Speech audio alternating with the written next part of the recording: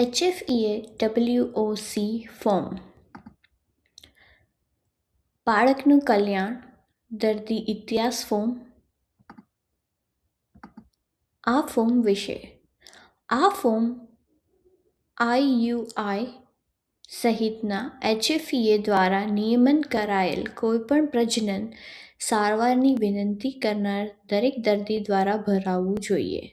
સરોગસીની વ્યવસ્થામાં કમિશનિંગ દંપતી અને સરોગેટ અને તેના જીવનસાથી જો તેની પાસે હોય તો બંનેએ આ ફોર્મ ભરવું જોઈએ. વધુ માહિતી માટે કૃપા કરીને HFEA કોડ ઓફ પ્રેક્ટિસની માર્ગદર્શિકા નોંધ 8નો સંપર્ક લો. આ ફોર્મમાં તમે પ્રદાન કરેલી માહિતીએ નક્કી કરવામાં મદદ કરશે કે તમારું કોઈપણ બાળક ગંભીર નુકસાનનું જોખમ ધરાવે છે કે નહીં.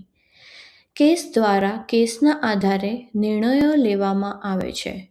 કોઈપણ પ્રશ્નનો જવાબ હા આપવાનો અર્થ એ નથી કે સારવારનો ઇનકાર કરવામાં આવશે. બાળ મૂલ્યાંકનના કલ્યાણ વિશે વધુ માહિતી માટે કૃપા કરીને www.hfea.gov.uk નો સંપર્ક લો. ફોર્મ ભરવાની પ્રક્રિયા. 1. તમારા વિશે. 1.1 પ્રથમ નામ આપો. 1.2 સરનેમ. 1.3 જન્મ તારીખ. 1.4 ઘરનું નામ અથવા નંબર. 1.5 સ્ટ્રીટ નામ. 1.6 શહેર. 1.7 pincode. 1.8 country. 1.9 contact number. Number 2 તમારો ઇતિહાસ. 2.1 શું તમારે બાળકને નુકસાન પહોંચાડવા સંબંધિત અગાઉની કોઈ માન્યતાઓ છે? હા કે ના? જો હા હોય તો કૃપા કરીને વિગતો આપો. 2.2 શું તમારા બાળકો અંગે બાળ સુરક્ષાના કોઈ પગલાં લેવામાં આવ્યા છે? હા કે ના? જો હા હોય તો કૃપા કરીને વિગતો આપો. માત્ર ક્લિનિકના ઉપયોગ માટે. HFEA કેન્દ્ર સંદર્ભ. દર્દીનો નંબર અને અન્ય સંબંધિત સ્વરૂપો. નંબર 2 તમારો ઇતિહાસ ચાલુ રહ્યો. 2.3 શું તમારા પારિવારિક વાતાવરણમાં કોઈ ગંભીર હિંસા અથવા વિખવાદ છે? હા કે ના? જો હા તો કૃપા કરીને વિગતો આપો.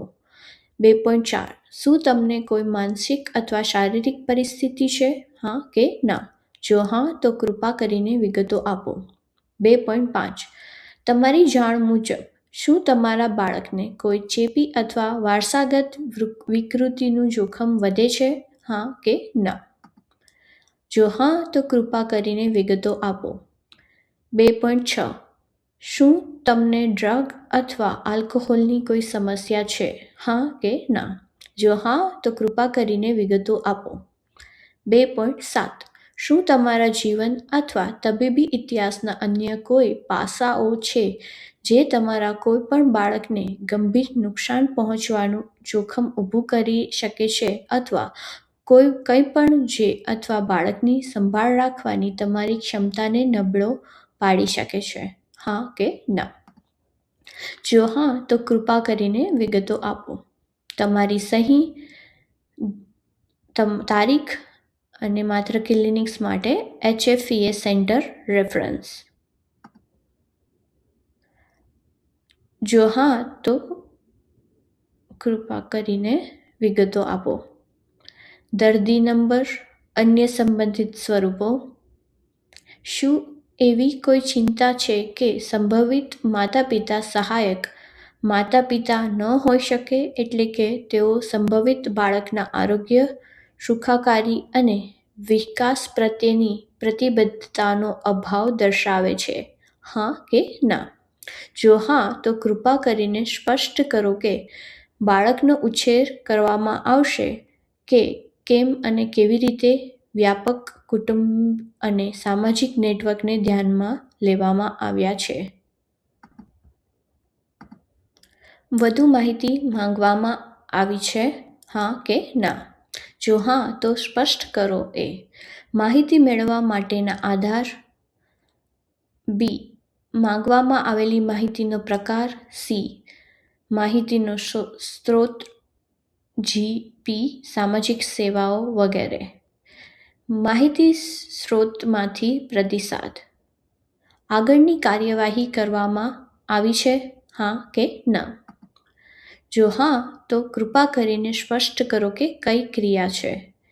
સારવાર આપવામાં આવી છે, હા કે ના? જો ના તો ઇનકાર માટે આધાર આપો અને દર્દીઓ નિર્ણય પર પૂર્ણ વિચાર કરવા માટે લઈ શકે તેવા કોઈ પણ પગલાં આપો.